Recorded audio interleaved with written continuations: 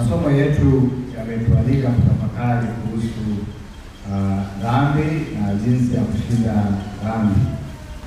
Na njia ya kushinda dhambi ni kwa njia ya sala, kwa njia ya mfungo na kwa njia ya kusaidia maskini.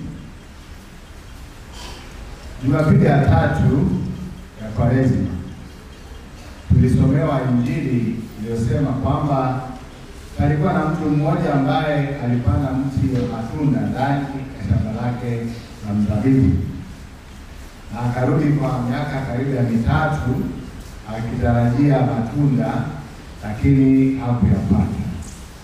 Lakini akasema kwa mtumishi wake, kata huu mti kwa sababu unatumia udongo bure.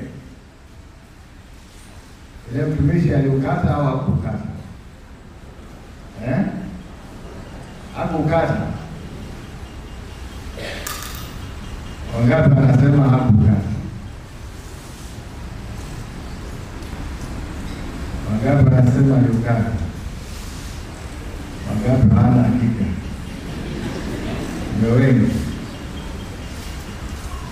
Ile mtumishi alijitetea sana, akasema, Bwana, naomba unipatie muda kwa mwaka mmoja niweke mbolea, na kisha mwaka ukiisha urudi tena na ukatazame kama kuna matunda, sawa. Usipopata matunda, basi unaweza kukata.